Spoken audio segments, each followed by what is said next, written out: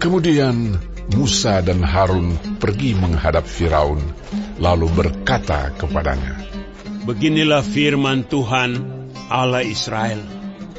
Biarkanlah umatku pergi untuk mengadakan perayaan bagiku di padang gurun." Tetapi Firaun berkata, "Siapakah Tuhan itu yang harus kudengarkan firman-Nya untuk membiarkan orang Israel pergi? Tidak kenal aku Tuhan itu, dan tidak juga aku akan membiarkan orang Israel pergi." Lalu kata mereka, Allah orang Ibrani telah menemui kami. Izinkanlah kiranya kami pergi ke padang gurun 3 hari perjalanan jauhnya untuk mempersembahkan korban kepada Tuhan Allah kami, supaya jangan nanti mendatangkan kepada kami penyakit sampar atau pedang. Tetapi Raja Mesir berkata kepada mereka, "Musa dan Harun, mengapakah kamu bawa-bawa bangsa ini melalaikan pekerjaannya? Pergilah melakukan pekerjaanmu." Lagi kata Firaun, "Lihat, sekarang telah terlalu banyak bangsamu di negeri ini. Masakan kamu hendak menghentikan mereka dari kerja paksanya?" Pada hari itu juga Firaun memerintahkan kepada pengerah-pengerah bangsa itu dan kepada mandur-mandur mereka sendiri, "Tidak boleh lagi kamu memberikan jerami kepada bangsa itu untuk membuat batu bata seperti sampai sekarang. Biarlah mereka sendiri yang pergi mengumpulkan jerami. Tetapi jumlah batu bata yang harus dibuat mereka sampai sekarang, bebankanlah itu juga kepada mereka, dan jangan menguranginya, karena mereka pemalas. Itulah sebabnya mereka berteriak-teriak, 'Izinkanlah kami pergi mempersembahkan korban kepada Allah kami.'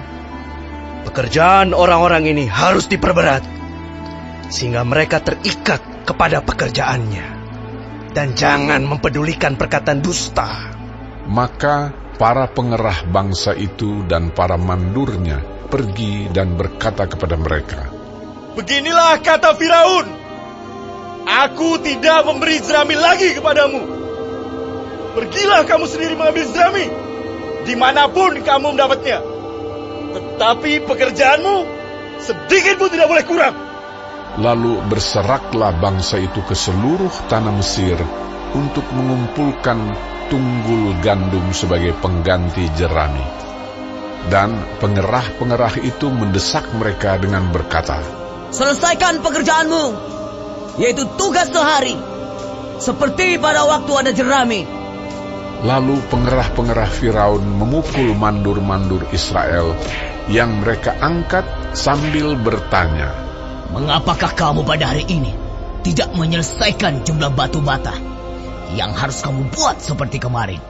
Sesudah itu, pergilah para mandur Israel kepada Firaun dan mengadukan halnya kepadanya. "Mengapakah Tuanku berlaku seperti itu terhadap hamba-hambamu ini? Jerami tidak diberikan lagi kepada hamba-hambamu ini. Tetapi walaupun begitu, kami diperintahkan buatlah batu bata. Dan dalam pada itu hamba-hambamu ini dipukuli. Pada rakyat Tuanku lah yang bersalah." Tetapi ia berkata, "Pemalas kamu, pemalas! Itulah sebabnya kamu berkata, 'Izinkanlah kami pergi mempersembahkan korban kepada Tuhan.' Jadi sekarang, pergilah, bekerja. Jerami tidak akan diberikan lagi kepadamu, tetapi jumlah batu bata yang sama harus kamu serahkan." Maka mengertilah para mandur Israel bahwa mereka ada dalam keadaan susah, karena dikatakan kepada mereka, "Kamu tidak boleh mengurangi jumlah batu bata pada tiap-tiap hari." Waktu mereka meninggalkan Firaun, berjumpalah mereka dengan Musa dan Harun yang sedang menantikan mereka. Lalu mereka berkata kepada keduanya, "Kiranya Tuhan memperhatikan perbuatanmu dan menghukumkan kamu, karena kamu telah membusukkan nama kami kepada Firaun dan hamba-hambanya. Dan dengan demikian kamu telah memberikan pisau kepada mereka untuk membunuh kami." Lalu Musa kembali menghadap Tuhan, katanya, Tuhan, Mengapakah kau perlakukan umat ini begitu bengis? Mengapa pula aku yang kau utus? Sebab sejak aku pergi menghadap Firaun untuk berbicara atas namamu, dengan jahat diperlakukannya umat ini, dan engkau tidak melepaskan umatmu sama sekali. Tetapi Tuhan berfirman kepada Musa, "Sekarang engkau akan melihat apa yang akan kulakukan kepada Firaun. Sebab dipaksa oleh tangan yang kuat, ia akan membiarkan mereka pergi. Ya, dipaksa oleh tangan yang kuat, ia akan mengusir mereka dari negerinya." Selanjutnya berfirmanlah Allah kepada Musa, "Akulah Tuhan. Aku telah menampakkan diri kepada Abraham, Ishak dan Yakub sebagai Allah yang Maha Kuasa. Tetapi dengan namaku Tuhan, aku belum menyatakan diri. Bukan saja aku telah mengadakan perjanjianku dengan mereka untuk memberikan kepada mereka tanah Kanaan, tempat mereka tinggal sebagai orang asing.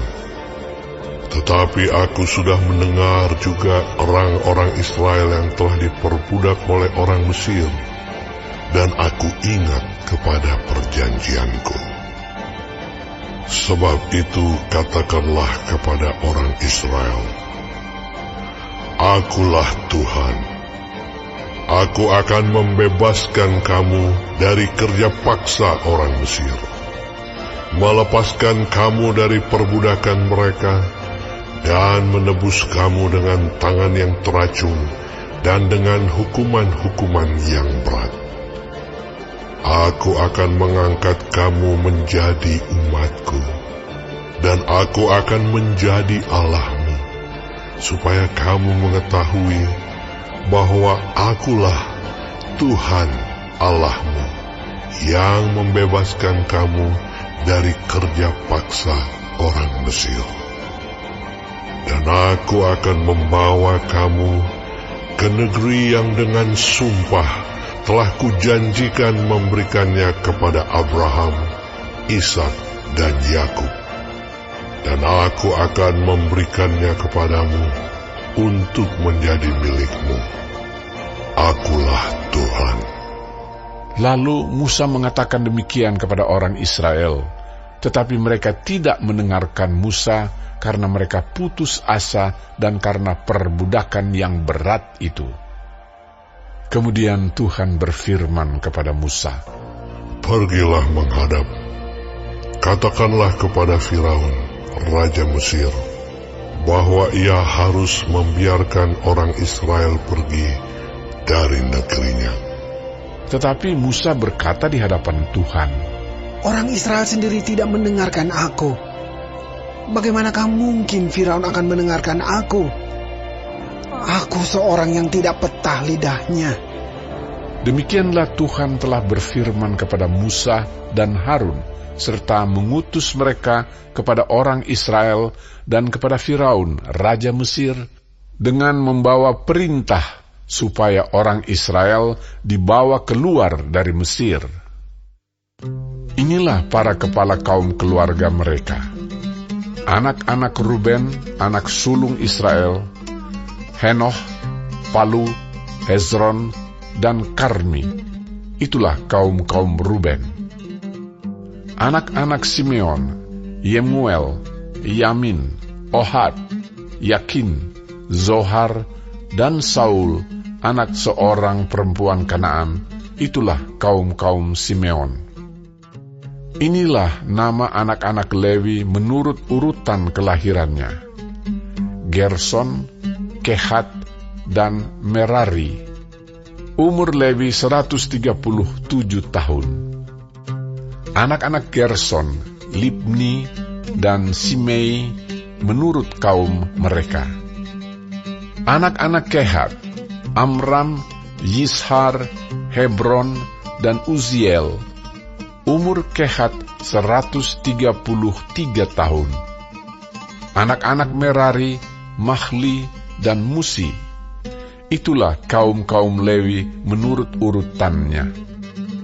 Dan Amram mengambil Yokhebed, saudara ayahnya, menjadi istrinya, dan perempuan ini melahirkan Harun dan Musa baginya. Umur Amram 137 tahun. Anak-anak Yizhar, Korah, Nevek, dan Sikri. Anak-anak Uziel, Misael, Elsafan, dan Sitri. Dan Harun mengambil Eliseba, anak perempuan Aminadab, saudara perempuan Nahason, menjadi istrinya, dan perempuan ini melahirkan baginya Nadab, Abihu, Eleazar, dan Itamar. Anak-anak Korah, Asir, Elkana, dan Abiasaf. Itulah kaum-kaum orang Korah. Eleazar, anak Harun, mengambil salah seorang anak perempuan, Putiel, menjadi istrinya, dan perempuan ini melahirkan Pinehas baginya. Itulah para kepala kaum keluarga orang Lewi menurut kaum mereka. Itulah Harun dan Musa yang diperintahkan Tuhan. Bawalah orang Israel keluar dari tanah Mesir menurut pasukan mereka. Merekalah yang berbicara kepada Firaun, raja Mesir, supaya mereka membawa orang Israel keluar dari Mesir. Itulah Musa dan Harun. Pada waktu Tuhan berfirman kepada Musa di tanah Mesir, Tuhan berfirman kepadanya, Akulah Tuhan. Katakanlah kepada Firaun, raja Mesir, segala yang kufirmankan kepadamu. Tetapi Musa berkata di hadapan Tuhan, Bukankah aku ini seorang yang tidak petah lidahnya? Bagaimanakah mungkin Firaun akan mendengarkan aku?